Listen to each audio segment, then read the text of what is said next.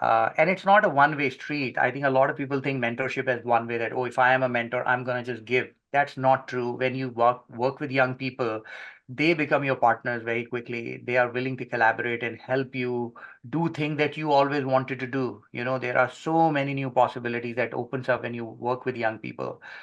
Welcome back to the Own Your Awkward podcast. I'm your host, Andy Vargo, and every episode we get into what has made our guests vulnerable and how they've learned how to own their awkward in order to live their best life. Stay tuned so you can hear every awkward moment in today's show.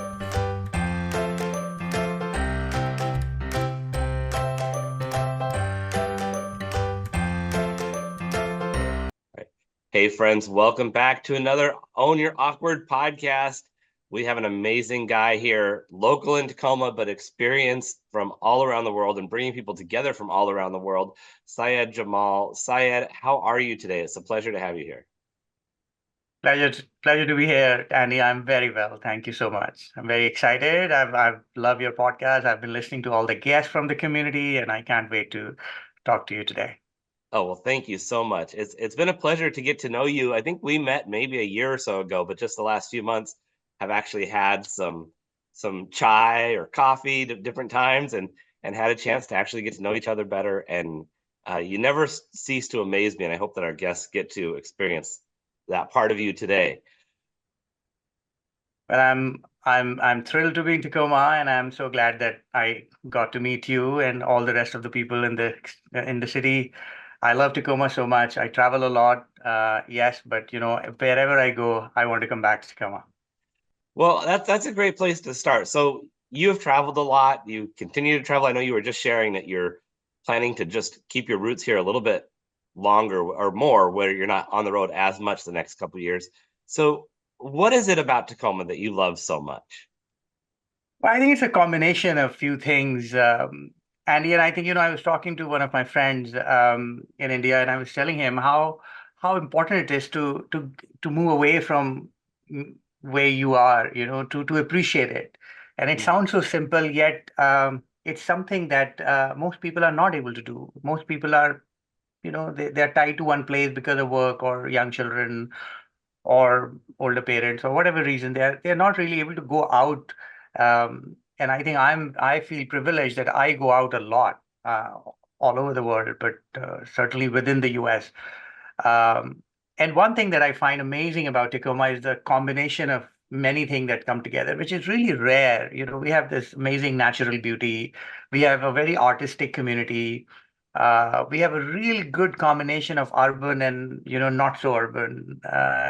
It's a mid-sized city, but you have everything that you need, that you would expect in a city. Sometimes there is a lot of traffic. Sometimes you're driving around Costco, you're not finding your parking, and yet you can, anytime park somewhere and go out in the woods and experience that calmness and nature. Uh, so that this combination of so many things coming together, mountains and water and Canadian geese up in the sky, blue jay, in my backyard I see deer sometimes. And I think this is really rare. This is amazing. I mean, there's something about it that this combination is very, very rare. I don't think all cities have it, or not very many cities have it, certainly. Feels very true. I come from the other perspective where I've traveled around a decent amount, but I've never relocated anywhere. So Tacoma's always been my home. And I always feel like I'm a little bit biased when it's like, what do you love about here? I'm like, it's my home, it's everything. I love it. But I really appreciate hearing the perspective of other people who have chosen to come here, chosen to stay here, and fall in love with it, where they weren't just kind of plopped here and then it's like, oh, here you go.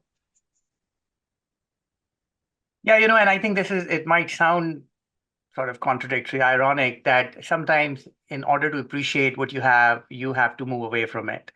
Uh, Mm-hmm. and this idea of home is very interesting. It's a very profound idea of home, and again, lots of people don't really think about it, unless you leave. When I left India, and I was in the U.S., I was living in the U.S. Then I left and moved back to India, where I came from, and then in India, things happened. I spent about 4.5, 5 years, and then I decided to come back to US. And each time you leave, you have roots. You have your Right. routine, you have daily friends, you have certain cafeterias, you have certain routes, certain trails. And once you leave the place, all of that goes away, and you have to reinvent all those things to sort of populate your life. Hmm. Life in a very big way, life is also a routine that you build, and it doesn't get built easily. Routine is those few people you meet every day, that spot you sit, that coffee you drink, that route you take, or you go to a certain restaurant, you have some ideas about whether you'll find the parking or not. You have these imaginations, and when you leave it, in many ways you uproot yourself. And I have uprooted myself a few times. And I look back and I think how precious it is. It gives you a certain perspective, and that helps you look at things that you otherwise don't look at. You miss things that you otherwise don't. You take them for granted. Very true. It is so easy to take all of those little pieces that seem small and seem like not a big deal to take those for granted. Yet those are, like you say, that's what makes up life. When we think about our life experiences, you're having hundreds of cups of coffee or sitting in, a bunch of cafes during the year, or maybe the same one hundreds of times. And yet that's a more impactful way to look at what makes up your life than that one trip that you did that was the trip of a lifetime, or that one thing that took place. Whereas the community you see and the people that you experience, that's actually creating a more lasting life impression. Yeah, I mean, there is no such thing as big thing, actually. If you ask me, my experience has been, especially in the last 8, 9 years, has been that small things are the big things in life. These small little Mm-hmm. things uh, that you embrace and that you are very intentional about. Intentionality is such an important part of our life, and unfortunately, it's not taught in schools and colleges, and we don't discuss it very much. How important it is to be in the present, to experience what you have right now. That moment. It's quite a skill, I mean, if you don't think deeply about it, if you are not careful about it, it goes away. Your mind is constantly thinking about the next thing. You're always talking about meeting somebody else.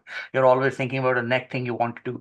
But to sit quietly in the place you're sitting and talking to the person you're talking, or experiencing the cup of chai that you are holding, or just looking in front of you and seeing the tree and the sunlight and your deck or somebody passing by, that's so much of life, that's all of our life, really. Everything else is, either in the past or something that hasn't come yet. The life really is what we have right now. That um is so, yeah. that is so very true. And I think we need to learn to focus on that. It takes intention to actually find the moment right now and find the peace and the appreciation for that person walking by that you might not know. And you might make up a whole story in your head about why they're walking past the cafe you're at or your house and what's going on in their life right now. Or maybe you know them and you know that what's going on, but you can appreciate that. And it does take intention to enjoy that space. Yeah, and present moments are the doors that open very quickly. Like, for Mm-hmm. example, you were sitting in a cafe and somebody is sitting next to you and reading a book that you find interesting, or you find that person reading that book very intensely in a very focused way. And that, if you find that interesting, walk up and talk to that person and say, "Hey, what are you reading? You are so involved. What is this great book that you're reading? What is it that captivates you?" And that door opens. That person, hopefully, is going to give you some time to talk. Yeah. Yeah, that could go either way, but That it's could true go either because way. some, In most cases, it goes in a good way. People do talk, people open yeah, up and they discuss things, unless there are some emergencies and there's something urgent that they want to address. But in most cases, present moment is also the moment where all doors open very quickly. But we spend so much time thinking about the doors in the past that you have no key to, or the doors in the future that don't exist. The real doors are right here in this moment. So you can walk around and you can meet people, you can talk to people, you can look at certain situation and think of a project that you might want to do. You can take that walk, you can go to that park, you can go and look at the ocean. I mean, there's so many things that happen in the present moment. That's the uniqueness of the present moment. I don't think we think very deeply about how precious present moment is and how many opportunities it offers you. You can do a lot with the present. You can't do very much with the future.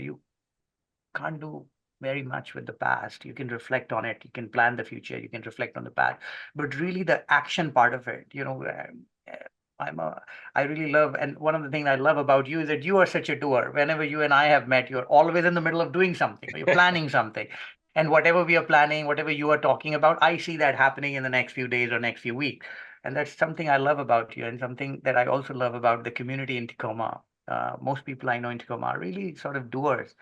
They're not always philosophizing, and they're not thinking about all the theories. They're always in the midst of something. Um, and that's why I really, as you were saying earlier, I really want to grow my roots in Tacoma. I want to spend more time here and think deeply about what's happening here and engage here. Excellent. That means so much to hear you say that, reflecting on your impression of me, because when we're the one in the weeds, it's hard to Mhm. see that outside perspective. Because I always feel like self-reflectively that I'm pursuing that thing that's in the future or reflecting on the thing from the past. But I do try to keep my mind on what I can actually do right now, and I really, really appreciate you using that door reference of the doors in front of you right now versus the past and future, because that is such a visual that just makes you think, yeah, that key is gone.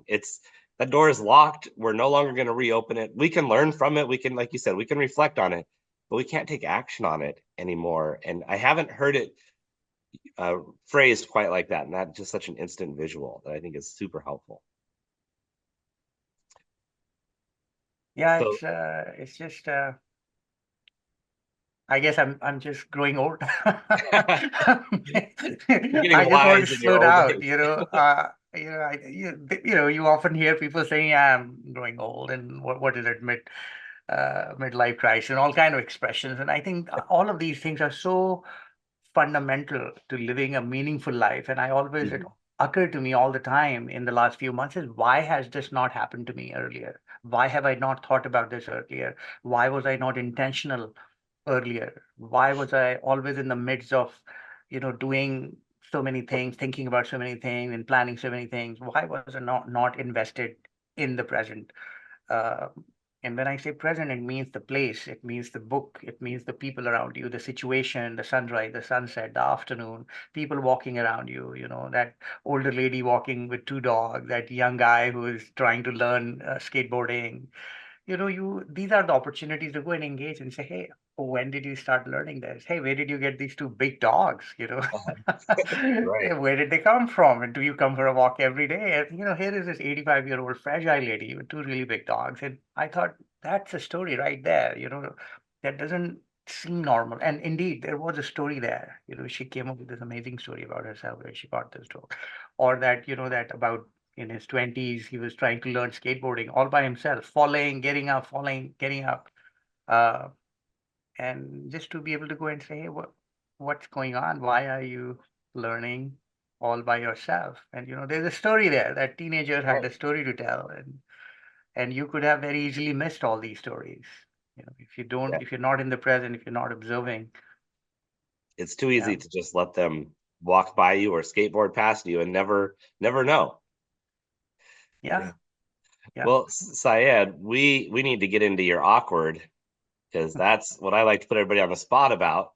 So you're doing such amazing things, and I can't wait. In just a little bit, we're going to talk about your business and what you're doing in the world. But I know that took a lot of work and growth and adventures along the way. So what is that awkward thing that you've really had to lean into and own in order to get to this place where you're focusing on the present and being who you are? Well, I would say there are a few of the awkward that took some time for me to sort of reconcile and own it, as you call it. One of them was this idea of security, that, having a security net, doing things that are safe. I spent so much of my life trying to do that. And only in the recent times, I realized that whenever I have gotten rid of that, whenever I have not thought about security uh, too much, things have happened well. Mm. Um, and I think probably this is also one of those things, part of this sort of reflection and self-discovery, that you look back and try to assess things. What have I done? What did I want to do? How did I do it? This kind of reflection in order to shape your present. time, and also how you want to continue to live your life by reflecting on some of the ways that you adopted in the past. And one of the things I realized that I have been very calculative, in many ways. And then very quickly, I've also done things that was not very well calculated. There wasn't too much of calculation. Like, for example, one of the things that I did in India when I was working in Delhi in a corporate media house is that I left that job, and within weeks I moved to a very remote part of the country, one of the remotest, one of the poorest villages of India. Um, and most people advised against that. They said that would be the end of your career. You are cutting yourself off. What are you doing? You will become invisible. You'll be out of network. And uh, and I thought about it, and something inside of me gave me the strength to do it, and I did it. And how many years ago now? Almost 14, 15 years ago. Now, when I look back, I think that's one of the greatest things I did. Thank God I did it. Thank Wow. God I did not listen to anybody. What a impact it would make. What a big hole it would make in my life. Similarly, when I moved back to India, when I came to US to study, I could have stayed here, and there were enough projects to do. My wife and I were here. I decided to move back to India and spend time with my mom. And that's again something that most people did not advise. They said, what are you doing? You've just come here, build your roots, build your network, build your foundation and get going. Don't think too much. This is the time to just spread your wings, and all kind of wonderful expressions and very motivational expressions. But deep inside me, I thought, no, I need to go back. I want to go back with my mom and my brothers and sisters back home in India. Uh, so a lot of things, that in the current times, that awkward, that I really own is this. I want to get rid of this idea of security. I don't want to think about security. And I think we do a lot of that, not just in terms of our work and projects we take and jobs we take or cities we live in or leave or country live we live or leave. We also do it with relationship. We often think too deeply about relationships and projects and the kind of especially when you're an entrepreneur, you have to take so many decisions every day. No day goes by where you don't have to make decisions, and your life is really up and down every day. But my awkward really that I want to own and I want to own for the rest of my life is I don't want to over depend on this idea of a very scripted life or a very, very secured life.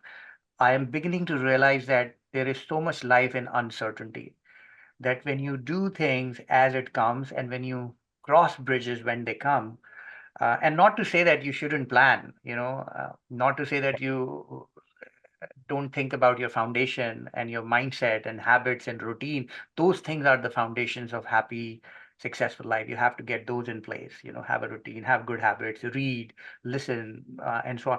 But at the same time, this over dependence on that, if I think too much about this, it will come out right. That I am beginning to get rid of. Uh, I want to, one of my awkward is that I want to be a little bit filterless and raw and Uh-huh. sort of extempore style, one day at a Okay. time and do things that make sense and work with people as it makes sense. Don't try to over invest, don't under invest, but also this idea that you have to over invest in things because if Mhm. you don't, it'll go away and then things will fall apart and this, that. I'm beginning to realize that life is too robust to fall apart. Life doesn't fall apart very easily. Um, and we as humans are designed to just make things happen. We are we very often sort of underestimate how resilient humans are. Uh, and that trust you have to put in yourself. You have to say, I am one of those. I have deep resilience. I don't have to develop resilience. I have enough in me. I can develop more, but what I have is enough that I can go out and do things. And that if things don't work out, there will be new things, there will be new situation, there will be new company, there will be new partners, and they're always there. That to put that trust inside of you, I think that is my output that I want to own. I think that's gorgeous. I think that this idea of not focusing so much on security is counterintuitive to what we're taught and what we want to lean into, because we have this sense of, I need to build a secure life, I need to make decisions that are safe. And, it's when I hear you talk about your journey of the first leaving corporate and going to the smaller town in the remote area in India, then also later coming to the US, studying, getting that first glimpse of success and saying, wait, I'm going to do that again.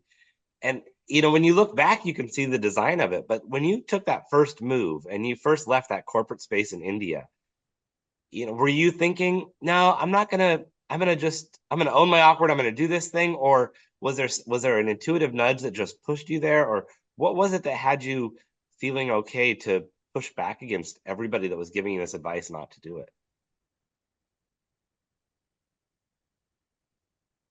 Well, there are many things, Andy, when decision like that comes in front of you and you have to choose, lots of things cross your mind. And I think one thing that helped me is I had to decide, of all of these things, what matters the most, what is the most important thing, because there are other things that are important too, and they'll pull you in a different direction. So very often it's not about what is right and what is wrong; it's about what matters to you in this moment. Uh, uh, and for me, in that moment, for me, what was important was that I was not happy. I said, what you're basically telling me to stay in the current situation. I'm not happy in the current situation. So Mm, it was very easy for me to not listen to most of the people, because it was just not flying. Like, what exactly are you saying? I'm saying that it's not working for me. I'm not happy. I'm not seeing meaning here. It's too crowded. It's too noisy. It's not what I wanted to do. You're not giving me a nuanced pathway. What you're saying is just stay and everything will work out. Just stay. And that staying that is not nuanced. You're not giving me something more. mm, Um, and that was pretty much the blanket advice. Just stay, things work out. That's how corporate life is. This is what happens. Everybody feels that way. And it is true. There is so much truth, because many of my friends who were working with that company, how many years ago, all over 1.5 decades, decades ago, this is 2000, more than that, actually, 16, yeah, almost 16 years ago. Some of my friends are still working with that company, and they are as unhappy as they were when they were advising me and telling me that they also are going through the same mm. situation, that they are not Wow. happy as well, but this is how it is, this is how you live your life. They're still there, and they're as unhappy as they were at that time, but they have done well for themselves. They've done very well. They've got family, they've got house, they are financially doing well. But I think I'm not willing to pay that price. I could not give so many years of my life just to get what they have gotten. And I've gotten that too. In many cases, I've gotten more than that. If I were to go back and do it again, I'll do it again. I think it really, what matters is that idea, in statistics, when you run research method, you attach weights to certain data and variables. Not that there are not other data, but where do you put more weight? That matters a lot. So what is the heaviest part? And in my case, the heaviest part at that moment was, look, it's not appealing. I mean, not that I can't stand this. I can still spend another 4 or 5 years, and I know something might improve. And what would improve is that I'll get used to this Mm, environment of meaninglessness. yeah. I will color myself in that environment, which I didn't want to do it. I said, no, I want to test things out. I have this very strong sense of meaning, and I want to go look for it. And maybe something will be there for me that I'll stick. Also, I think a lot of time people, especially the people who care for you, people who are close to you, your family and friend, they also very often overestimate how easily you will get hurt, because they love you, because they care for you, Sure. uh, and they really because they care so much for you, they really overestimate how easily you can break, how easily you will get disappointed. Uh, and and I think that was the case with me also. Most of my friends and family members were really blinded by the fact that I can take a lot of shit. I wasn't that fragile, I think their idea of me was that, oh, we want only good things to happen to him, because if bad things happen, he will crack. Yeah, they And when want I look back, I think if that was not the case, some of them would have said, yeah, well, it doesn't make sense to you. You're young, you're just out of college, you have a lot of life to live. Go test it out. And what is the downside? I mean, really, what is the downside? to. Go out, test it out, thing doesn't work, come back to the city. You have your family living here, your mom is here, your dad is here, your brothers and sisters here, you have a home here, you've grown up here. What you have, in you is not going to go away. It's not going to vanish. Yeah, you will lose some network, but hey, come back and rebuild a network. I was surprised that not very many people said that to me. And I think part of that is how much they underestimated my strength to cope up with new things and deal with things that are not entirely um, entirely happy. That the situations are could be low, and that I think my ability to deal with low in life was way more than what people around me anticipated. Yeah, I think that we often get defensive about what people are bringing to us, and we forget that they're trying to watch out for us with their best intentions for the most part. Usually people tend to think, oh, I don't want Syed to get hurt. I want him to have an amazing life. But they're applying the only way that they know how to get there to our lives. And you mentioned earlier about that kind of lowering the bar of just accepting everybody's not happy. This is how it is. This is how we do it. And you said, wait, that's not right for me. And most people are afraid to take that leap because we just say, well, I guess this is adulthood. This is how we're supposed to live. And so we accept a life that doesn't make us happy. I know when I was in a corporate lifestyle, it was very similar. It was, well, this is just what you do. I was making great money. I had a successful career. Everything on paper looked great, but I wasn't fulfilled. I wasn't doing what I wanted to be doing. And that willingness to be hurt, to take that risk is what makes a difference. And I think we all just don't realize how much resiliency we have. Like you mentioned, we have enough. We can get more, we can practice it, but we have enough to get through, to get started. Like just lean in and take that leap. Yeah, and I was listening to one of the doctors who was describing the birth, of a baby, and we are all Mm-hmm. in the world when we are in our mom's womb for 9 months. How much things go, how much can go wrong any moment, Right. and it didn't. We came out. Mm-hmm. That 9 months of being in your mother's womb, so many things could have gone wrong. No, it didn't go wrong. Yeah, they could have gone wrong, but it didn't.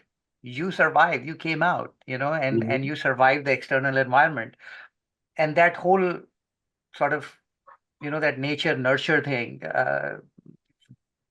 when you're not born as an unborn baby, there's a lot of nature at play and all kinds of things. And then you're born and nurture happened. So much could have gone wrong in that nurture. And a lot goes wrong with many people. All Mm-hmm. kinds of things happen to them.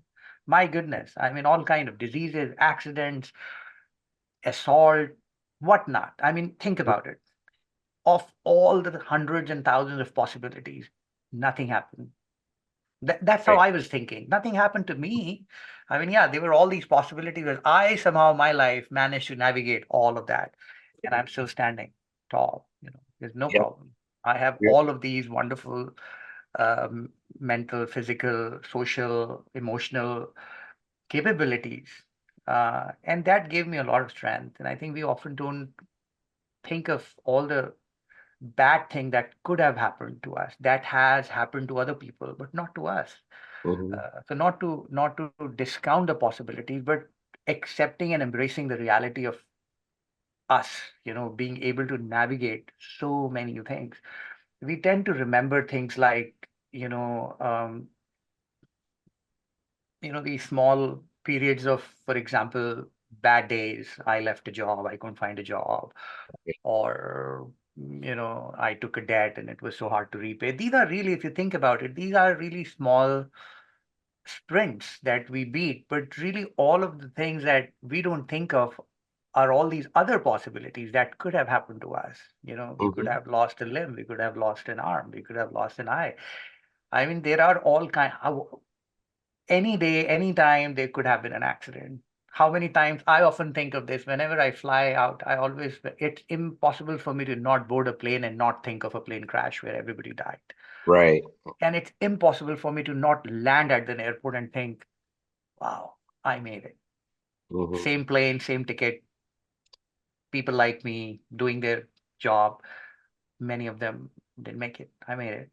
And Yeah. that I think reinforces this idea that a lot can go wrong anytime. But the reality is that no, it's not going wrong. So why be so negative about it? You know, Right. Why not well, enjoy the it fact that it why didn't not go enjoy wrong? the fact? Why not appreciate? Why not, be in gratitude? And it might sound weird to some people that I am talking constantly thinking about all the negative aspects, but in that negative aspect are the possibilities of the realities that could fall upon you, and it's not Mhm. falling upon you. I'm not saying you have to overthink about it and immerse yourself into this and lose the present moment, but once in a while, just to take an audit of all the possibilities Yeah. Well, it's and knowing that those possibilities are not falling on you. I can finish this conversation, take a car and go to the ocean. I can walk to the ocean. I can go look at the mountain. I can go have a coffee. I can just tell you, hey Andy, after we are done, where are you? Can I come over and let's have coffee? We hmm can do this. I mean, this is amazing. right. I can go to the library and read a book. I can go back and watch one of my favorite movies again. It's Hmm. so many possibilities are within few minutes of where we are is there. And for us to not appreciate, for us to not be in gratitude is just a shame. Um, Right. And it's almost that awareness of how much could go wrong gives you an overwhelming acceptance of appreciation for what doesn't go wrong. yeah, yeah. So, Syed, I think I we need to get into hearing about this amazing stuff you're doing because you're doing some really good stuff to help young people. Tell us about Ecology. Tell us about all the things that you are doing to bring people together and how that got started. Just give us a rundown. Yeah, the Ecology, Andy, is a very sort of experiential based platform. It's an ed tech platform where we work with young people. And one of the problems that I saw in my life and my families, my brothers, sisters, and some of my very close friends' life is that we have not really sat down and validated our career choices. We validate lots of other things. When you buy a house, you validate whether that house is good or bad. And there are many natural ways of doing that. When you buy a car, you validate it. You never buy a car and say, oh my God, I bought a wrong car. This is not the car I should have bought. You never buy a house and say, "Oh my God, I've bought a wrong house. This is like there is no school here, and I have a kid who needs to go to school. Oh, and I buy grocery, and there's no growth." It never happened. We naturally validate most of the things, but one area where there is a severe lack of validation is what we choose to do with our career, with our life. That happened to me, and that happened to many of the people in my life, and I've seen them up close. I have not only seen the lack of validation, I've also seen what the heavy cost of that is.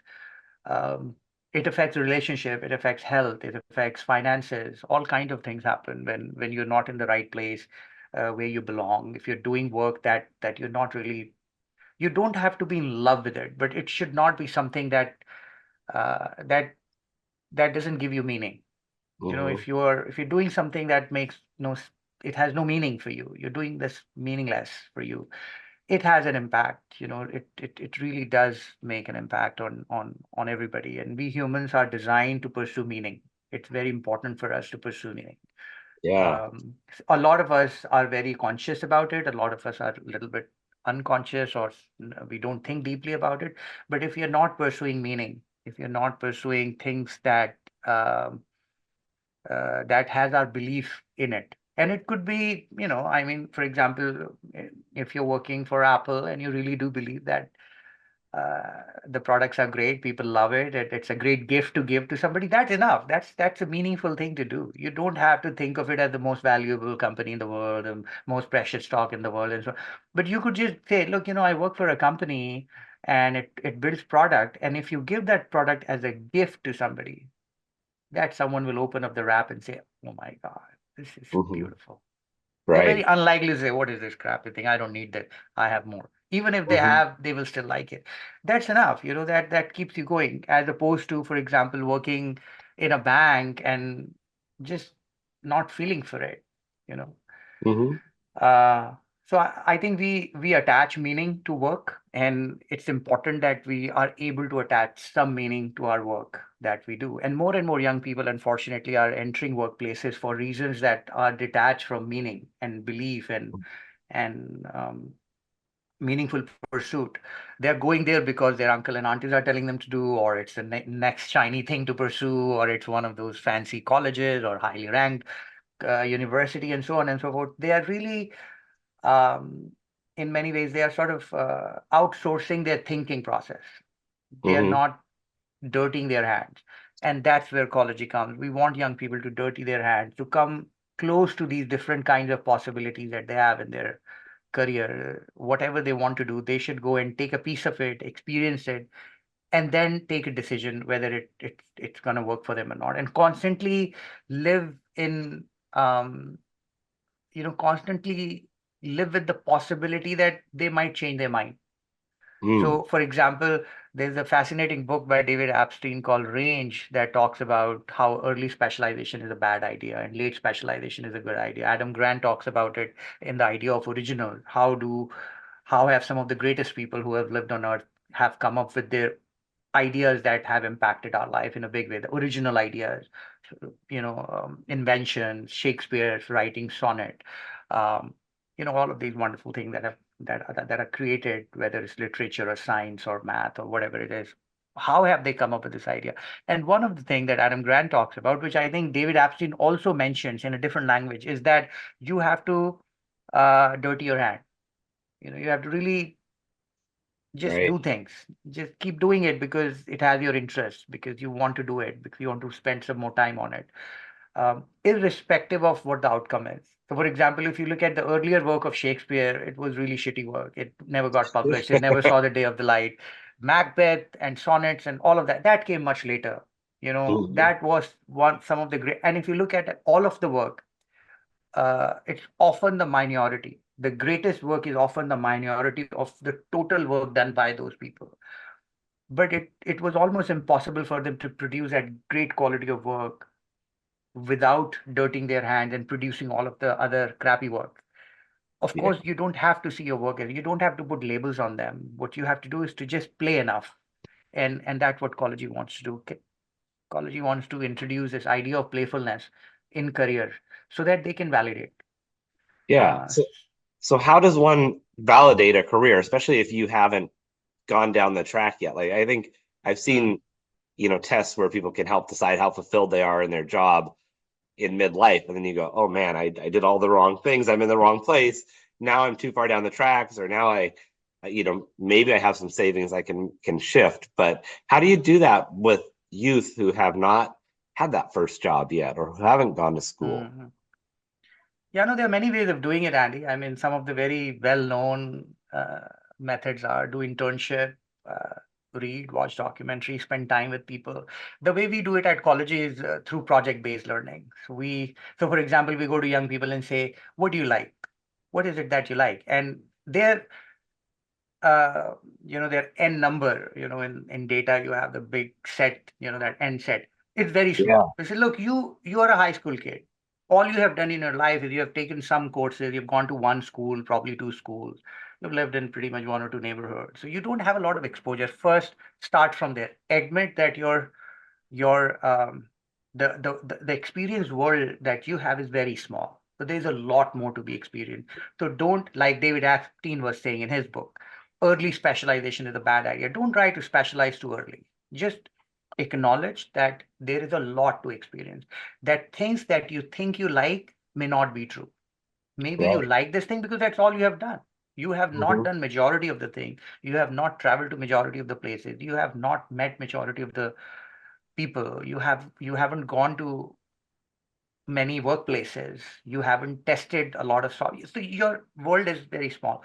So we start with that and say, "First, honor that, acknowledge that. Don't get you know, um, all bullish about those little things that I like math or I like biology or I love computer science. So that's great to like all those things. Now try to validate it and try to validate with the project. And the way our project work is that Let's say a student says, I like writing and I might want to become a journalist. So we say, great. So let's do a project with a mentor who is a journalist. Go and spend time with the journalist, do a project. The project mirrors the actual profession of journalism. So the project is done in a way that that journalist is actually doing his or her job at his or her office or freelancing. So you're using similar software, you're triangulating the story, you're reporting, you're talking to people, you're thinking in terms of impact, the word limit, when will it go, and so on. So all of the dominant realities of that profession is incorporated into the project.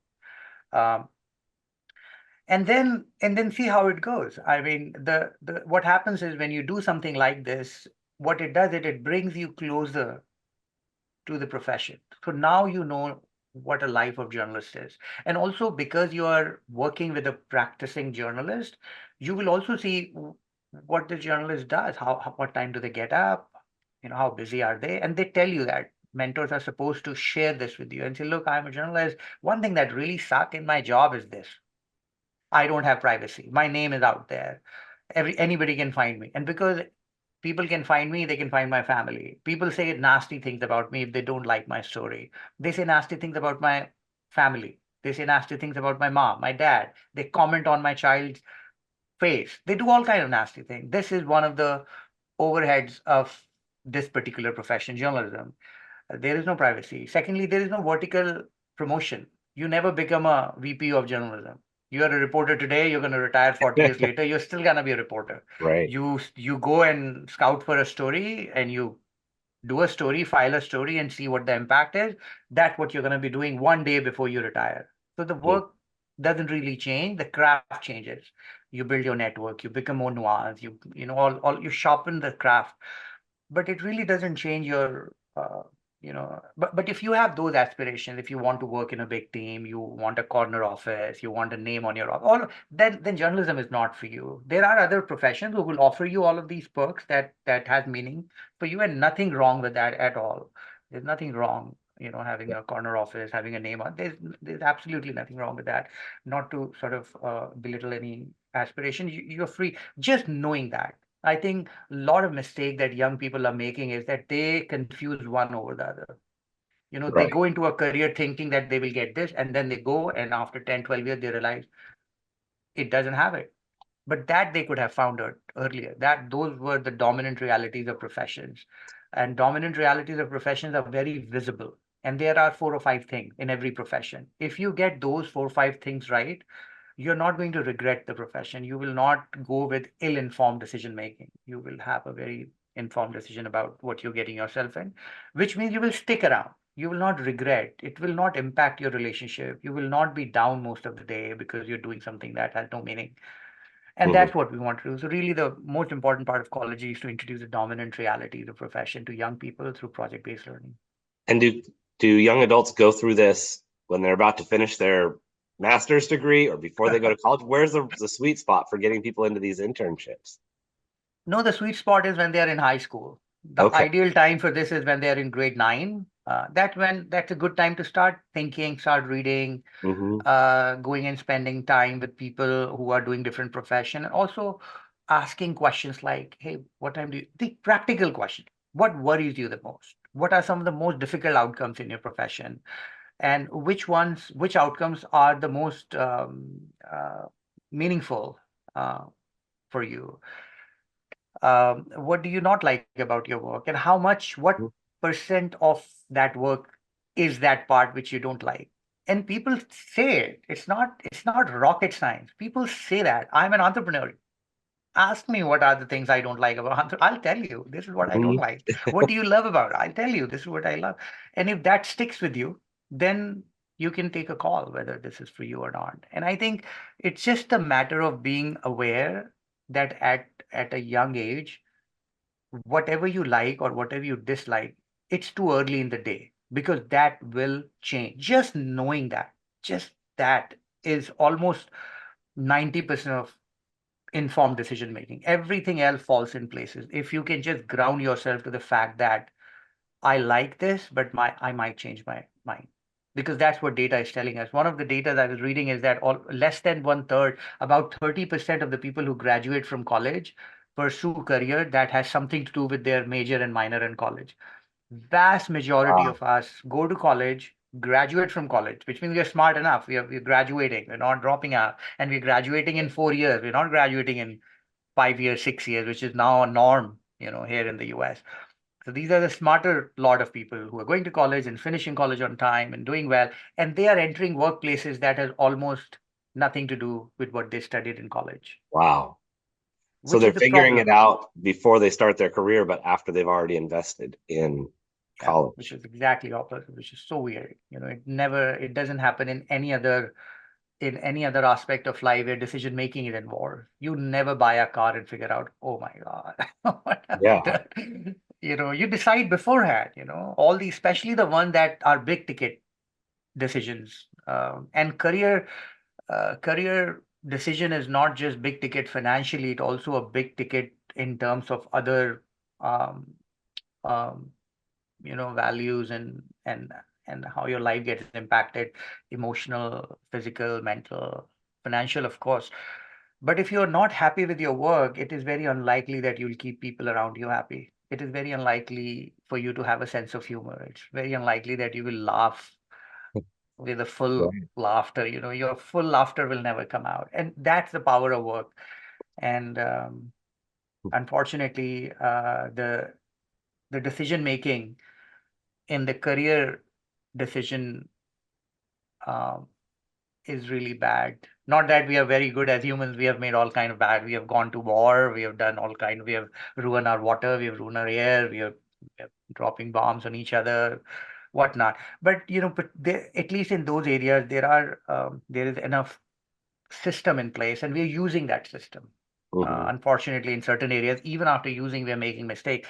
But I believe that in the career advising world, in the career decision world, there are no system. There is no scientific system where we can go and run ourselves and say, okay, I want to run through this system and see where I stand and what I want to do and test it out and not be in a hurry and not be under pressure, especially teenagers.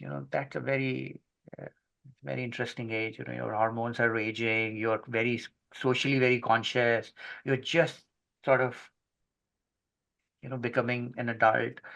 Uh, so you are fighting with lots of forces, and in the middle of that, and interestingly, in teenagers, the prefrontal cortex, that part of the brain that helps you with decision making and options and decision, is not fully developed.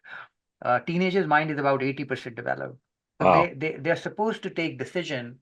It's like I'm asking you to run and you have no legs, Mm. and you're trying to run, not knowing that you don't have luck. I mean, how frustrating it would be. Yeah. And that's what it is. We expect our teenagers to take all kinds of decisions, our parents, our counselors, and we look at our teenagers and say, hey, you have to do this. Yeah, we put a lot of pressure. Social media as a whole is putting pressure. We don't realize that that part of the brain that is required to take that decision is not developed yet. So we should actually give them more time and say, you know what, just relax. Don't take that decision yet.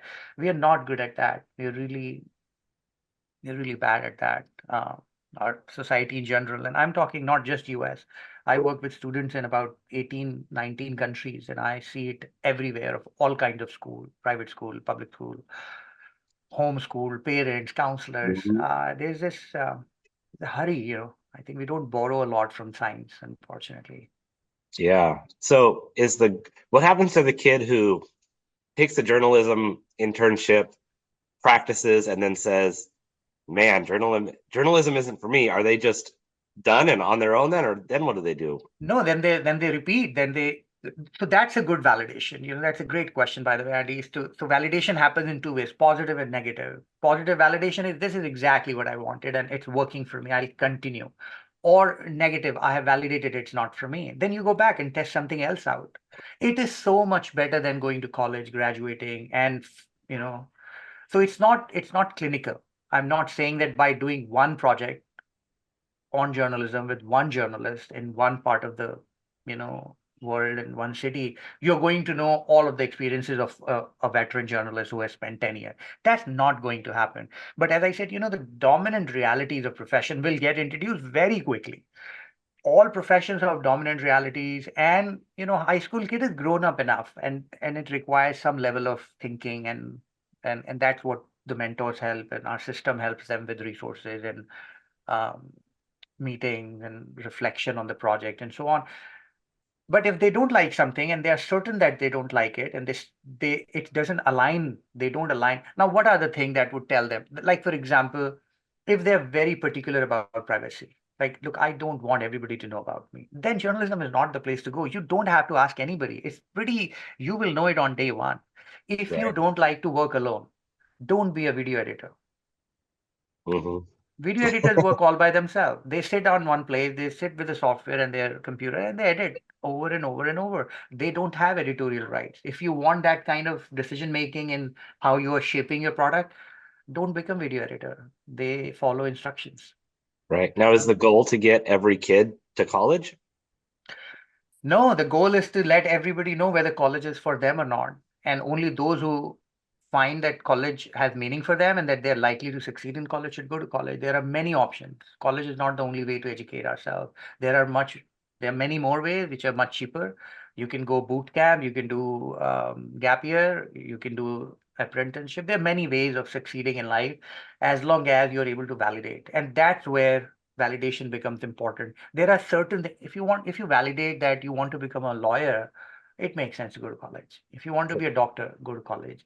If you want to do research in something, like I have a kid this morning, I was talking with him, he's very interested, he's almost adamant to do research on machine learning and agriculture. Oh, He's wow. not interested in anything, and I can tell that if his mindset is like that and he continues to feel so bullish about this very narrow field, he should probably go to college. Hmm. He should go to a good college where there is good technology and agricultural program, maybe some part of the country where, not New York, not Boston. Go to Nebraska and find a program where you can experience agriculture because he's so into it. Not all kids are like that. So there are things that will indicate that college might be a good fit for you, and there are other things that might tell you maybe I don't need college. Yeah. We've been, I could talk to you for hours and days on this, and we've been getting so many good nuggets of information out of this. Before we go, I'm going to have one last question for you in a minute, but first I want to know, what is the best way for people to support you? And then is there anything else that you want to make sure we cover before we wrap up? Well, one thing that I'm personally very passionate about is mentorship. I mentor a lot of young people. I create a lot of programs on mentorship with several startups and accelerators and high schools. So anybody who is interested in mentorship, especially mentoring young people to make more informed decisions, and people who are passionate to share their experiences, and it's not a one-way street. I think a lot of people think mentorship as one way, that, oh, if I am a mentor, I'm going to just give. That's not true. When you work with young people, they become your partners very quickly. They are willing to collaborate and help you do things that you always wanted to do. There are so many new possibilities that opens up when you work with young people. So I would love to invite your listeners to work with me. If you're interested, I would love to talk to you and show you our mentorship program, and would love to welcome you to our mentorship cohort. Excellent. And there are links in the description to this episode with all of Syed's information. Click those, follow Ecology on social media. Just getting the word out there is so helpful. Thank you so much. Syed, what would be one last piece of advice you would give people on how they can lean into, letting go of the security, just, validating what they need to, whatever, what advice that you want people to get out of this, would you leave them with today? Well, my one advice, Andy, is this is something that I have been giving myself in the last, I would say, almost a year now, is live in the present moment. Present moment is the moment. Just think deeply about it. Just look around yourself and practice it. I mean, we are not accustomed to it. Sit in a room and sit for 10 minutes and not do anything. Look at the wall in front of you. Look at the stuff in your room. And if you can leave the room and still recall everything in your room, then you're doing a good job. I think something will happen to you. You will experience life in a very meaningful way. But that's a habit you have to develop. Grab the present, think about the present, observe the present, and test yourself how good you're doing by these little things that you can do. That's beautiful. And I like that you point out testing yourself, because it's a skill. It's not something we just say, well, I'm going to live in the present and it happens. We have to put in effort and be intentional about it. So, very important. Absolutely. Excellent. Syed, well, thank you so much for just being an amazing part of our community, for helping youth as well as adults out there just do amazing things. It means a lot. I am honored and privileged to know you, and thank you for being here today. Thank you so much, Andy, and thank you for being such a wonderful doer of our community. I look forward to meeting you again and having our next discussion and doing things together. Thank you so much. Everybody else, be sure you go out there, be present right now in the moment, follow Ecology, follow Syed, reach out to him, and then, of course, own your awkward. Thank you so much for listening in for today's show. Be sure to visit awkwardcareer.com to continue your journey. And of course, please like, subscribe, and share with your friends so they can find their awkward side and learn how to own it.